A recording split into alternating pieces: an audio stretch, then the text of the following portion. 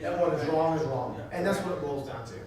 If they need something, they need something, and we'll get into that as we'll talk about here. So, we're just gonna jump right on in then. Okay. Juan, can I say something? Yes, sir. Could you move down to the other chair? He wants to see I was that. trying to be able to see if there was something that, This is gonna confuse the camera. Okay, so what do you need to do? Well, it can't be closed, I was gonna close it, but. I can't be close. Maybe just sit over there on the other side. That's fine. Here, we'll do that. Let's just take a chair. yeah. I'll And just- just stop, that's fine. That we can probably see better that way. Okay, is that better, sir? Yeah. All right, excellent. Okay. See, we work with everybody. All right, so, again, for those of you who don't know me, I'm PJ. Placidio 1. Because it's funny, Mark, like I was telling you, everybody knows me at church as Juan Rivera. So obviously, the other Juan Rivera, I had to get my Placidio. name out and use it, which I haven't used in 30 years probably, so. Anyway, all right. So now we're going to be discussing several things. Now, you want me to still talk about the stuff related to trying to just go, because I have no problem with that. This is probably actually going to go faster because I don't know the grammar, what the questions along the way.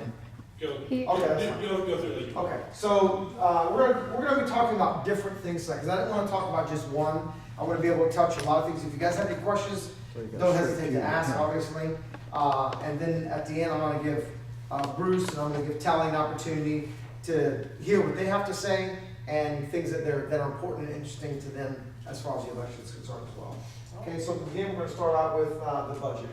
Okay, now, as you guys know, a budget is more than just a piece of paper. Okay, it's the lifeblood of the city because that dictates what gets and what doesn't get, so to speak. Okay, so and they're proud. When I say they, the city council is proud that they balanced the budget. But I always ask the question: at what cost?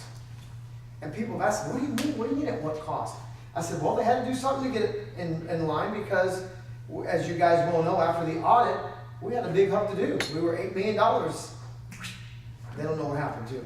So, and then as we got a new city manager, things have been trying to put back in line. I think he's done a pretty good job where that's concerned. But you still have to cut things and move things. And some of those things affect us in our daily lives, literally. And I'm going to show all that to you in a minute. So that's what I mean by at what cost. So they cut 19 jobs from the police department, okay, as an example. They cut the train budget in half for the police department. They cut a job from the fire department, which battalion.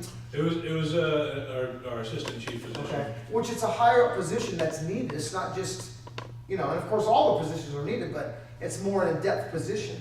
And by the time you take 20 positions and you put a number on that, and then a job like that with benefits is probably well over $100,000, I would think, or close to that somewhere in there. Yeah. So you throw all that together, and then other things, you can come up with $1 million real quick.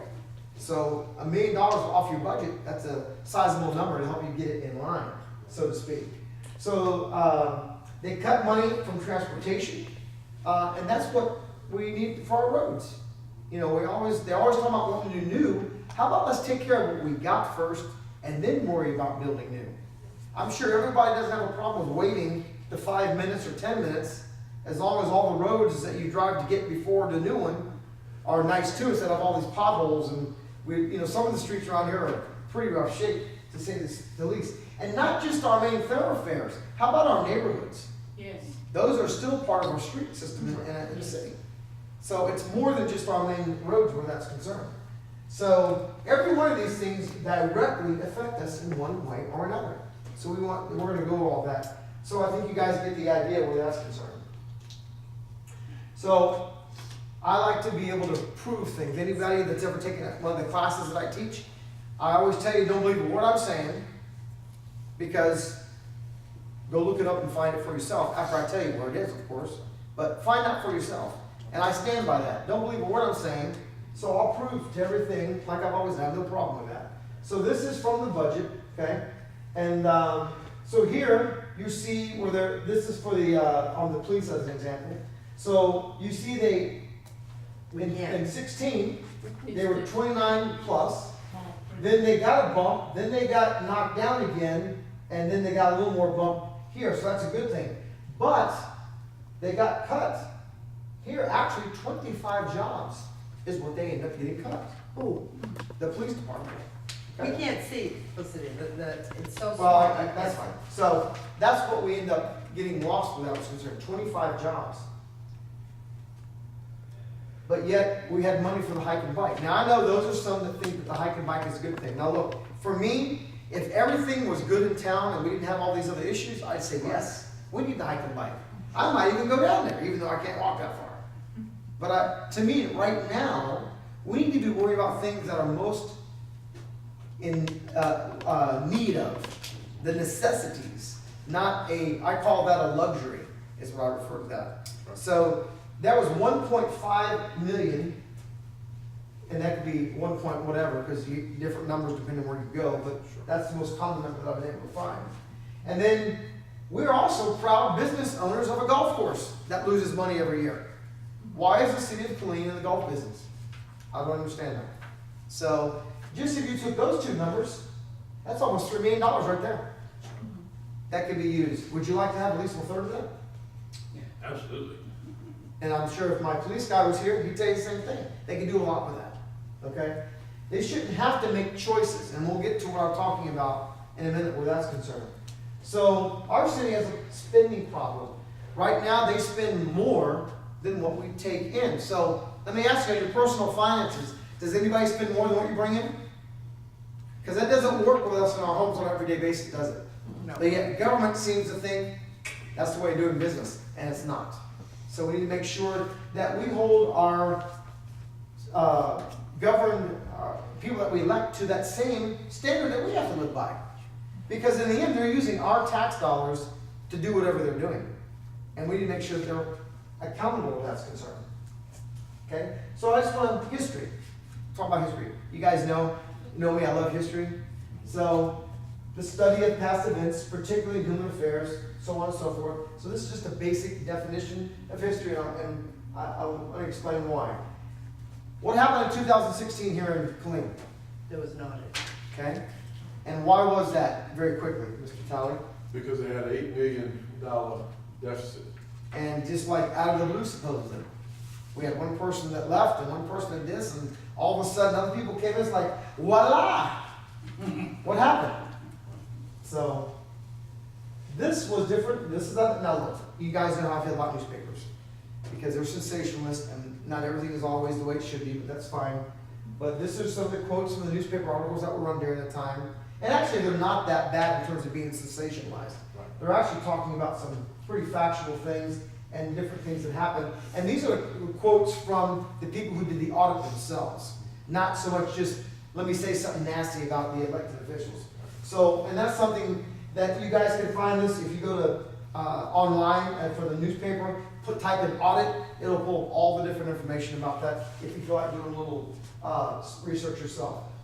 So then we go into, and the reason I bring up the audit is because we want to make sure that we don't do the things now that got us into that problem then. That's what I'm talking about, history. History is so we don't repeat ourselves again. That's why we're supposed to learn about history, so we don't make those kind of mistakes. This is a graph, and of course the colors are wrong, but so you get the idea. This is revenue and then expenditures. So as the years you go through, you see 2000, revenue is good.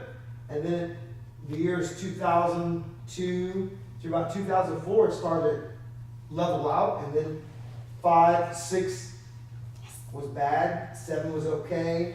And then it started to change. And it goes up and down, but then it's bad again. And I didn't have the other part, but we're about level right now. But this is when all that stuff started happening in the city around 2013. It's amazing how some statistics do tell the truth if you look at them on their basis, basically. Of course, everybody knows you can make any number say anything you want. Yes. Okay? But this, when you start looking at these just two basic numbers and see how they cross, that tells a tale all on its own. So that's why we want to make sure that we take caution and stuff like this. So what we need to make sure that our council is doing is stop spending what you don't have. That's what we have to practice in our own individual lives. So why shouldn't we make our governed officials do that, especially here in our own town, when it has to do with things that affect us daily, literally. So, you know, they need to have a budget that has a means to an end. Okay, we can't just have a budget and say, oh, I did this and I did that, but you can do nothing with it because you whacked everything out of it. And I talk about that because it's like being on a diet as an example. If you're on a diet and you're trying to lose 20 pounds and you get to where you want to get, but somebody says, well, you need to lose some more. Well, if you start losing another 20, 30, 40 pounds, you're losing muscle, your organs start failing. It's not healthy. Okay? So we want to make sure that we want to look at those things like that too. We want to have a healthy economy in terms of our budget within our own city. So each department should ensure that their budgets are not guesswork, but real budgets. We had issues before where people were getting transfers into the second quarter of the year. That should be a major red flag that a department head says, hey, I need some money. Well, didn't you just fill out the budget? And you only did it 6 months ago, and you're already asking for money? Now, so unless there was short of a catastrophe, or something happened, well, that's different, we understand stuff like that. But in terms of, aside from that, you better have a doggone good reason. But what that tells me is that department head needs more training, didn't really know what they were doing, or other stuff. So we want to make sure that we keep that in our minds. We want to make sure that we hold KED accountable, KEDC. That is the economic engine, supposedly, in our city. And I'll talk to that a little bit later. I am for economic development because you have to have it in order for your city to grow. In order to give this man the things that he needs to have for him to work for. In order to give the police department or any other facet of our city to make it work. That's how we get our revenue, or one of the reasons or means by which we get our revenue. Okay? So for them, they need to be put on a short leash. They need to be put on a performance-based contract. So you know what? You know we need you, and I'm behind you. But let's be accountable. And I'll show you some more numbers here in a minute. I think you're going to be surprised how much money we've given them just in the last 3 years. It's a lot of money. So to me, for them, you don't get paid unless you've done something to earn it. When you get a paycheck, you've gotten it because you earned something. So if you don't go to school and teach, are you going to get a paycheck? You don't go to work, you're not going to get paid. You take a couple weeks off without any reason. So we got to make sure we do all those types of things. That's just a basic tenet of life. The city hangs its hat, or did for a long time, and lots still think they want, because on building houses, that building houses is going to be our salvation. It's not. I hear a lot of people talking about the fact that, oh, Killeen's building so many houses, it's too much too fast. Well, let me tell you, in 2006 it was going nuts, as you can see from this graph. But then it took a dip and it's continually gone down. Where other cities they've gone down, but they've leveled off. And they've maintained, where we hit a peak, but then we went down.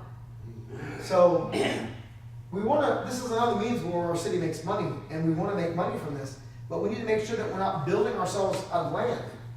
Because when you build residential, you have to have a corresponding commercial balance to it in order to support it. So that's the reason for this. So as I was saying, housetops are not the answer. We cannot build our way out of this mess. It will ruin your a chance at growth. It could also hurt our commercial growth, and it can also hurt our economic growth.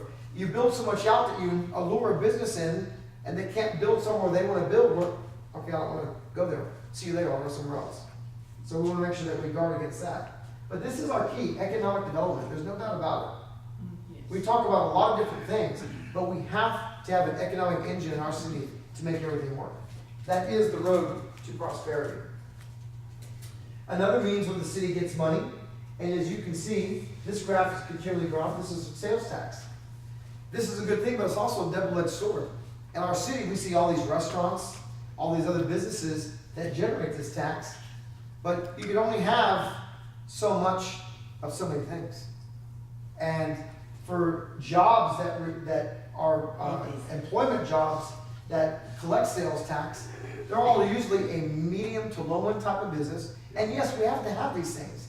And I'm not saying that to hurt anybody who's a mom and pop or any other type of thing. but that is not the way, they're not able to sustain high-paying jobs. Tally has people working for him. He cannot afford to pay these guys 25, 30 bucks an hour. It's just not possible. I'm sure he'd love to, but that's not the reality when you are a small business owner. I owned a business, mine was a multi-million-dollar company. I had 70 people working for me. My highest paid guy was still only $20. He left me and went somewhere else and got paid $40. I don't blame him, but I can't afford to pay that. I couldn't afford to pay that. Right. So we need to make sure that we watch that. And this is something that they're stuck on. So the reason I'm bringing this up is because we want to make sure that by continuing to have businesses that are low to medium level based businesses, and because we're getting the sales tax, that's not the be all end all for our city. You know, and we need to have, again, back to the economic engine, we need to bring businesses that are higher in the industry. And again, we have to be careful because we are a unique fit. We don't have a port, we don't have a lot of highways. And I know we keep talking about Highway 14, Interstate 14, but that's still not 35. Right. It's a big difference, okay? So everybody says, well, we can't. Well, I think we can. It's just gonna take a specific, unique fit. Somebody's out there that wants to come here, we just gotta find them. That's right. There's not a problem with that, I believe there is, okay? So we need to be mindful of our history. And what I mean for that is, again, I heard people talk about, oh, we need to forget the audit, we're a new start. And I agree with that. But you don't want to forget it to a point that we have people doing the same mistakes.